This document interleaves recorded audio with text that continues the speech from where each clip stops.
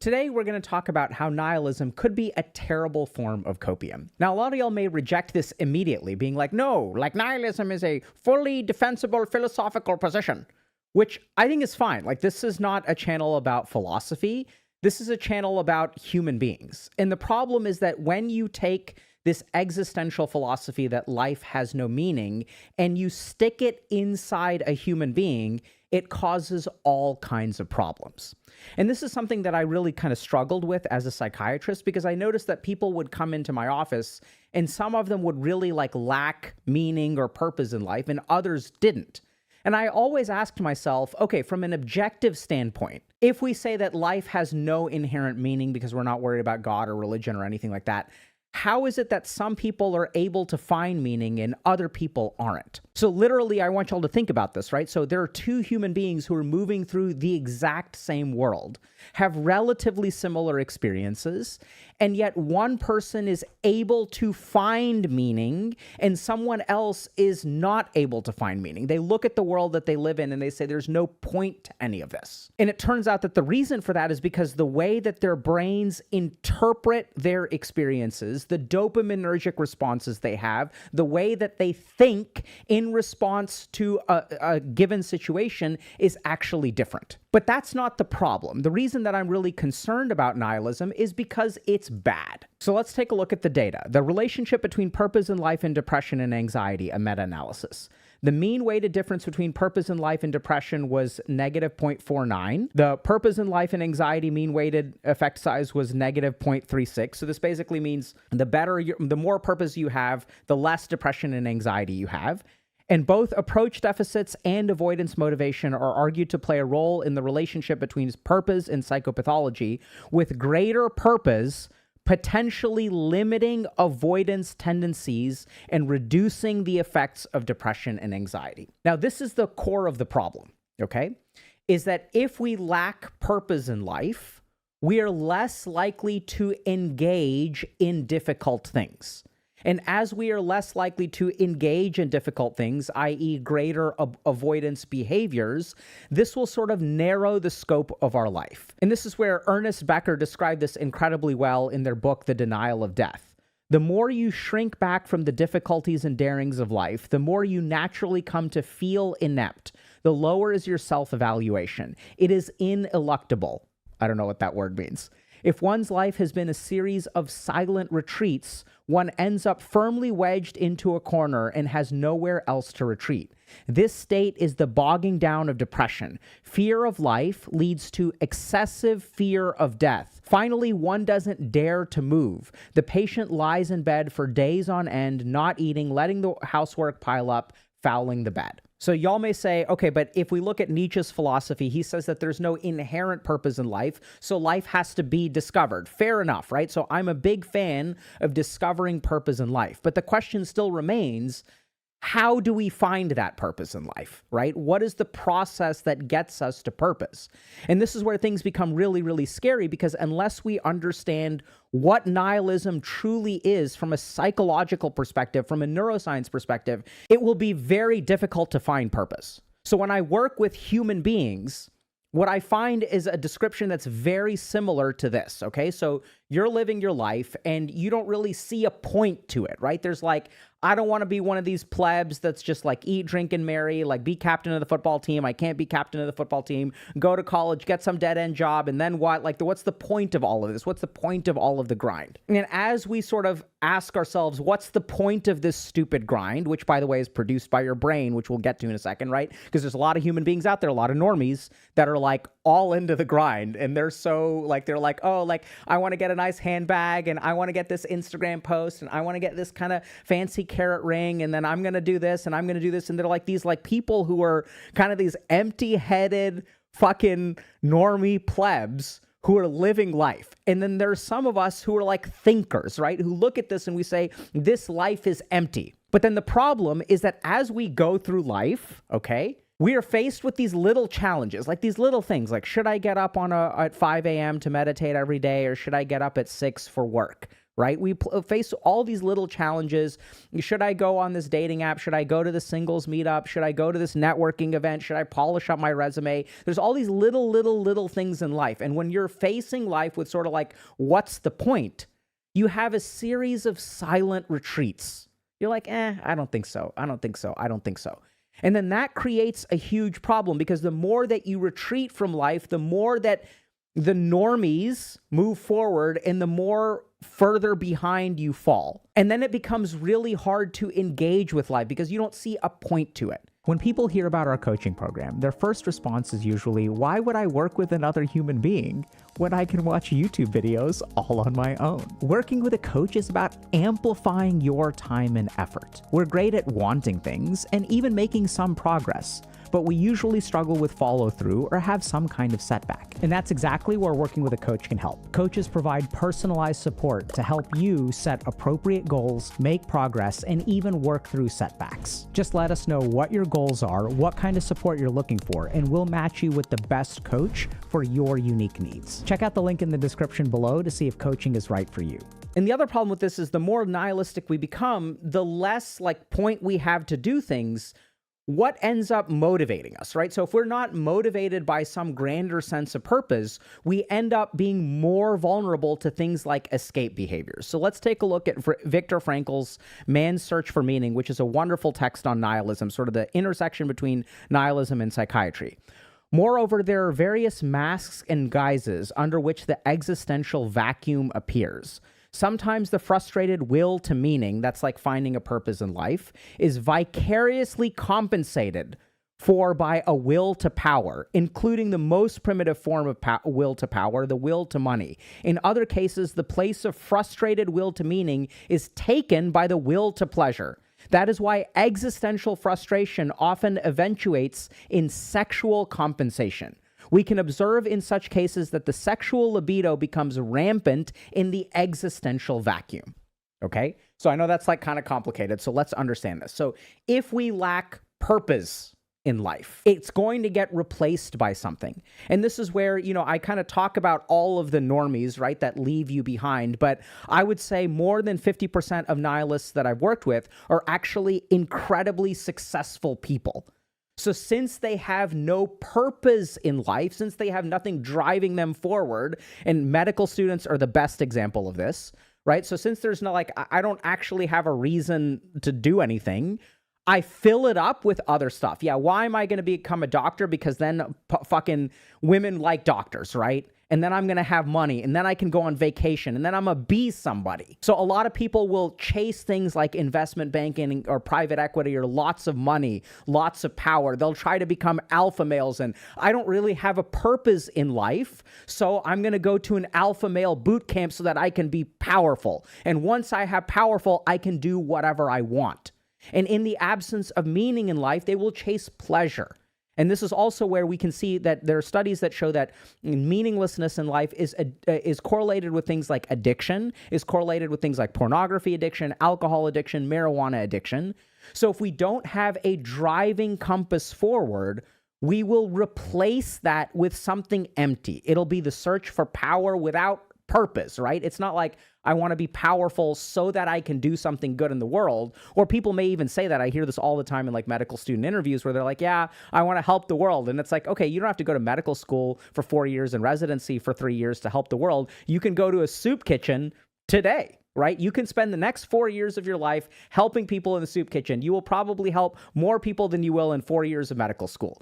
But we don't really say that, right? We don't really say but that's not how they think, right? What they're really looking for is the power, the prestige, the money, the sexual gratification. And so this is the challenge with nihilism, is that if you're nihilistic, you kind of don't see purpose in life, right?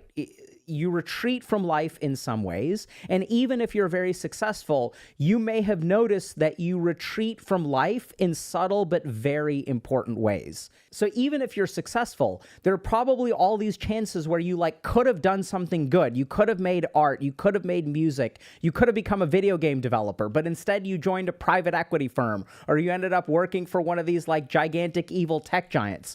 And that's where we see even memes like this of teaches stuff to kids, $60K per per year, or sells people stuff 220K a year, does nothing for 350K a year, or makes software that kills people for like 450K a year, right? And that's sort of like what happens in life is you can sort of end up without purpose and still be really successful. So y'all may say like, okay, Dr. K, like nihilism is a philosophy, you're not representing it correctly, like fair enough, right? So where I'm coming from is that I think the majority of the people on the planet who describe themselves as nihilists do not have a meaning or purpose. And where I'm coming from is that if you do not have meaning or purpose, it hurts you very noticeably.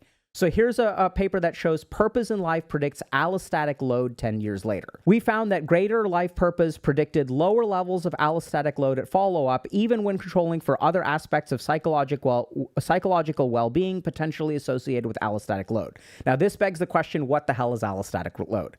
Allostasis, therefore, refers to the physiological change that the cardiovascular, autonomic, neuroendocrine, immune, and metabolic systems simultaneously undergo in situations of stress, i.e., how your whole body responds to stress. Too frequently, too sustained or inappropriate cycles of allostasis, i.e., too much stress, lead to a state of biological frailty known as allostatic load, which is positively associated with greater risk of diseases, cognitive decline, and mortality. So this is a paper that is showing us that purpose in life predicts your body, your immune system, your psychological, your neuroscience response to stressors in life. So when life throws me some kind of challenge, like I lose my job, or I go through a divorce, or my partner comes up to me and says, hey, I want a divorce. Literally, the amount of cortisol that my body produces in response to that, the amount of adrenaline that it produces, what happens to my heart rate, my blood pressure over the course of the next year, which then feeds into my cardiac mortality chances, right? All of these like neuroendocrine problems and things like that. Purpose protects you from all of this stuff. So if you lack a purpose in life, I think it is harming you in a very real way. So if nihilism is bad, the first thing that we have to understand is how does one become nihilistic? And this is where nihilism is a reaction, a natural reaction to certain circumstances. So let's take a look at Frankl again. Apathy, the main symptom of the second phase, was a necessary mechanism of self-defense, okay? Reality dimmed and all sorts and all emotions were centered on one task, preserving one's own life and the other fellow. So the first thing to understand is that nihilism is a very natural reaction to the frustration of your efforts. And the really scary thing is the more heroic your effort, if it gets frustrated, the more likely you are to become nihilistic. So in the case of Frankl, what he saw is that there were a lot of people who were like in these concentration camps. And when they would try to do something, right, if they would get stopped by the guards, the more that the guards made their efforts useless in life. We also see this with like trauma and CPTSD, where if you grew up in a situation where you tried really hard and you got really frustrated, I'm not saying psychologically frustrated, I mean that your efforts did not yield results, right? So the more effort you put in and the less life gives you, the more likely you are to respond with nihilism. And this is sort of like an evolutionary response, okay? So our brain has two modes. It has a mode of building and it has a mode of surviving. So when we're in survival mode, we are actually conserving our energy. We are conserving our efforts. We're saying we're just going to get through today. That becomes the goal, not build for tomorrow. And so the more nihilistic we become, the more we lose sight of the future. So Frankl describes this really well. The prisoner who had lost faith in the future, his future was doomed. With his loss of belief in the future, he also lost his spiritual hold. He let himself decline and became subject to mental and physical decay. Usually it began with the prisoner refusing one morning to get dressed and wash or to go out on the parade grounds. No entreaties, no blows, no threats had any effect. He just lay there, hardly moving. If this crisis was brought about by an illness, he refused to be taken to the sick bay or to do anything to help himself. He simply gave up. There he remained, lying in his own excreta, and nothing bothered him anymore. So this is a natural reaction at some point. This is sort of the dark night of the soul that so many people face, where I try to build for a future, I get rebuffed in some way, and then I sort of become listless, right? There's no point in trying. There's no purpose. And I think what happens is this is the way this looked when you were in a concentration camp. In today's world, what does this look like? This looks like waking up, maybe going to your job, maybe forcing yourself to do the bare minimum at work so you don't get fired, flagellating yourself to strive for promotion because that's what you should do, maybe even being objectively successful in life. But when you leave your job, when you have a moment to yourself, you end up just spending time on the screen, just looking at like things on the internet. Doom scrolling, I think, is a really good example of this, right? So if Viktor Frankl, if you took these people in concentration camps and you gave them all the screens that we have today, what kinds of behaviors would they exhibit? They would exhibit exactly what we're seeing today with a lot of addictive behaviors towards technology. So in the nihilistic reaction, we no longer strive for something because striving requires like a reason to do it. And then we sort of default to like lying in our own excreta, just surviving, getting through the day, getting through the grind. We feel super burnt out. But then that creates a problem because even if we're sort of trying to survive for today, no one is going to come from the outside and give you meaning, or the likelihood of that is really low. The really hard challenge about this is if you kind of get stuck in this whirlpool of nihilism, you basically have to pull yourself out by your bootstraps, right? And this is kind of what I see. This is so like scary to describe, but it's like people will be sort of living these empty existences and they say, I got to change this. I got to change this. So they dig really deep. They use a lot of willpower and they say, okay, I'm tired of being lonely. I'm going to get out back into the dating world. And as they get out back into the dating world, they push themselves a lot. They push themselves to do something. But even when they sort of put themselves back out there, the responses aren't great. And since they're more vulnerable to depression, since they're more vulnerable to anxiety, since they're more vulnerable to addiction, since they're more vulnerable to allostatic load and a higher stress response in these situations, it's like every attempt they make to get out of the box, they get pummeled and then back to square one. So how do we get over this? This is where the neuroscience is really cool. So I got to explain this for a second, okay? Because this like fucking excites me. So if you sort of think about like normies, okay, who are like living a normal life, and you think about you, okay? And maybe you're a normie because we have a lot of normies on our channel now. There's a huge difference in literally the way that your brain processes information, like what goes on in your brain, okay? So let's give you just one really simple and scary example of this. So some of y'all may say, yeah, the reason I'm nihilistic is because life doesn't have any actual meaning. Like that's not fake, that's like real, okay? And it turns out, I hate to break it to you, you're right. So spiritually neurotic has been long since where psychoanalysis wants to bring him, namely at the point of seeing through the deception of the world of sense, the falsity of reality. He suffers not from all the pathological mechanisms which are psychically necessary for living and wholesome, but in the refusal of these mechanisms, which is just what robs him of the illusions important for living. He is much nearer to the actual truth psychologically than the others, and it is just that from which he suffers. So what Otto Rank said many years ago, which has been proven by lots of studies on depressive realism and things like that, is that if you're nihilistic, your biggest problem is not that you're wrong, it's that you're right, and that you lack the necessary illusions of healthy psychological functioning. So this is crazy, right? So if y'all are like, oh my God, all these normies are deluding themselves with Gucci bags and Instagram, whatever the fuck, like you're not wrong. This is insane. So in order to be a psychologically healthy human being, you need a healthy layer of illusion about what the world is in order to function properly. And once you restore that, I don't know that you need to restore it. That's how most people get through it. If you've lost it, we're going to show you a different way. But like, you're not wrong in the sense that if you don't see meaning and everything is shit, like you're not wrong, you're right. The problem though is that even if you're right, it doesn't change the challenge that you face, right? Because now you've got to live in this world.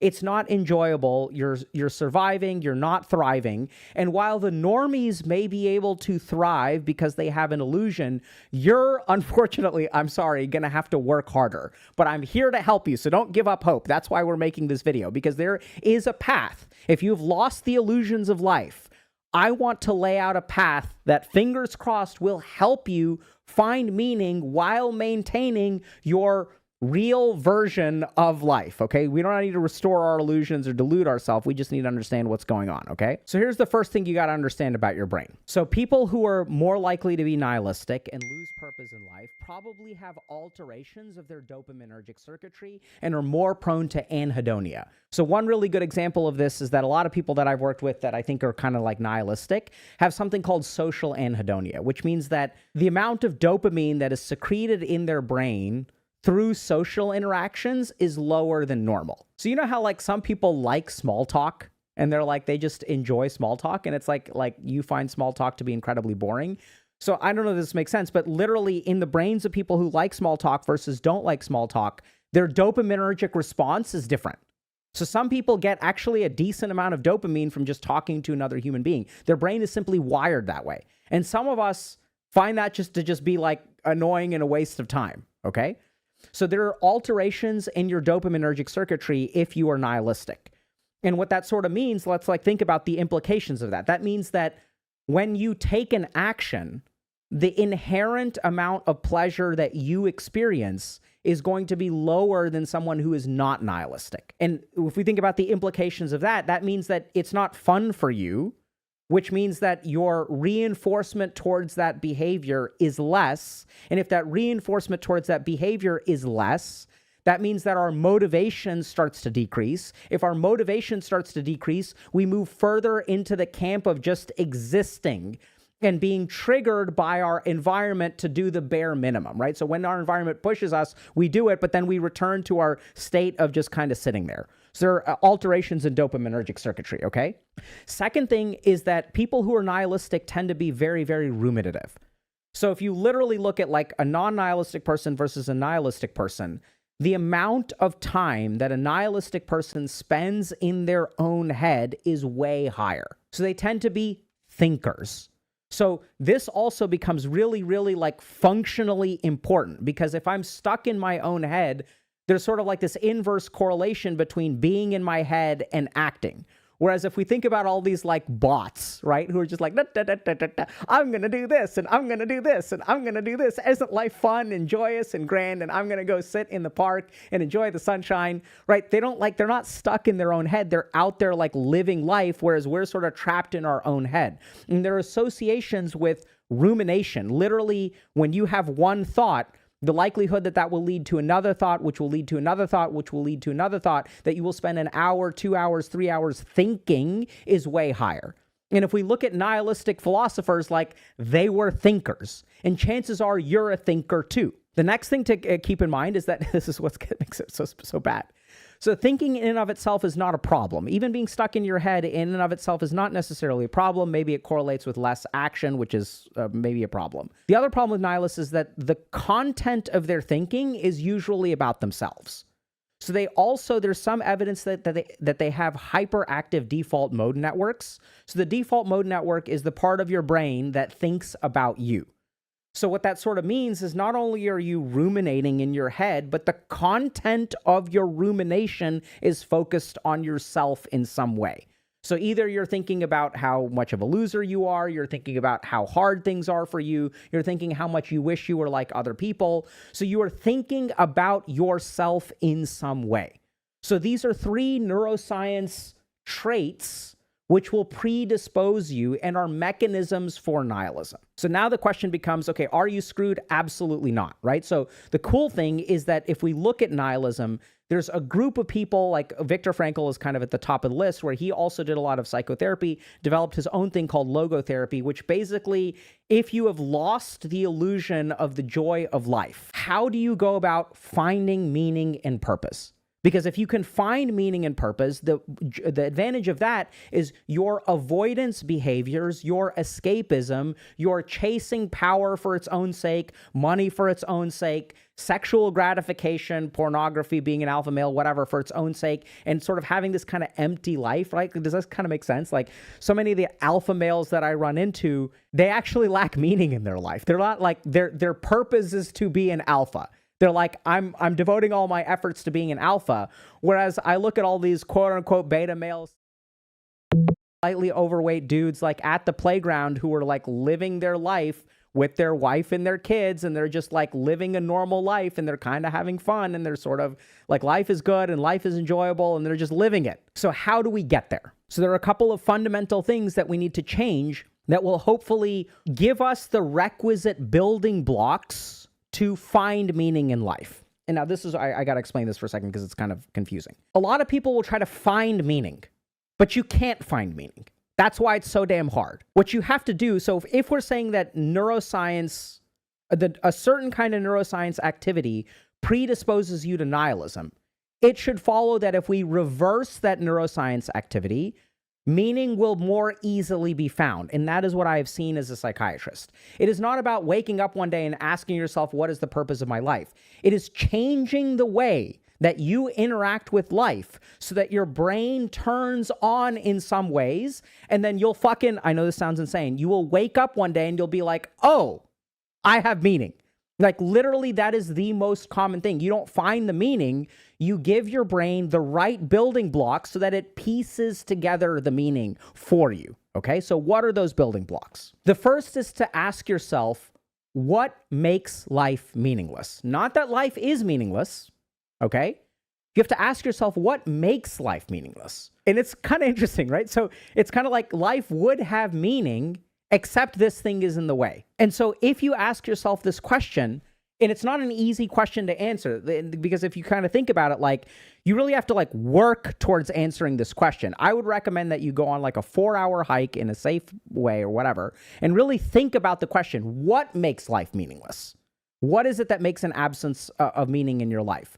And what you will find is that there will be some kind of vacuum, right? So your life may have meaning if you had this, or if you had this, or if you had this, but that answer won't be easily accessible because then your mind will rebel against that and it'll say, oh, just because I have a partner doesn't mean that my life will have meaning. So be careful about asking that question in the way that you, I don't know if this makes sense, the way that you find an answer and then you'll discount the answer. That will be the ruminative default mode network thinking of your brain. You'll have an answer, but you'll immediately discount it. So go ahead and find the answer. Don't worry, you don't have to actually make it or anything like that yet. We'll get to that in a second. But this is a really important question to find a compass. The purpose of a compass is not to achieve something, it is to move in that direction. Okay? Then we also know that there are a couple of things which are required to, not required, but basically required. Let's just use that word. Required to have meaning in life. And the first is that human beings, in order for human beings to feel meaningful, we have to give something to life. So we can call this creativity, but what I literally mean is like, if we think about what gives a human being's life meaning, it's like when I look out into the world, I have some kind of effect. I have some kind of impact. Like literally, what is the meaning? What is the purpose of my life? The purpose can be represented by something outside that exists when I'm gone or when I'm not there. So for some people, meaning is like raising healthy kids. For some people, meaning is creating artwork or music or whatever, right? You have to leave your mark on the world, because if you have a mark on the world, you have an impact on the world, then it's hard to not feel like you have meaning. Now, that isn't the meaning. So this is where things get a little bit subtle. That itself is not the meaning. Like making art is not the meaning. Remember, what we're doing is giving your brain building blocks. So literally, as you create stuff, okay, as you put yourself into the world, and I don't mean make an attempt at something, I mean have some manifestation of your will that exists in the world, meaning will follow. This is essentially the opposite of those little silent retreats that you make. Your life is full of a lot of silent retreats where I'm running away from this tiny little conflict and this tiny little conflict, this tiny little conflict, this tiny little conflict. Okay? So think about what kind of impact you want to have in the world. I don't care. It doesn't have to be like a grand impact or anything like that, but each and every one of us have a desire to like make something. That's a core human desire. So think about what that is and take some step forward in that way. I'm not saying that the first step or even the 1,000th step will give you a sense of meaning. That is the building block that will then get composted by your brain and hopefully end you up with meaning. Second thing that we have to do is we have to receive things from life. So we have to give something to life and we have to receive something from life. And this is where a lot of the nihilistic people that I work with aren't really like receiving things from life. They're just existing. So I would say a really good example of this is savoring, right? So life has some amount of joy.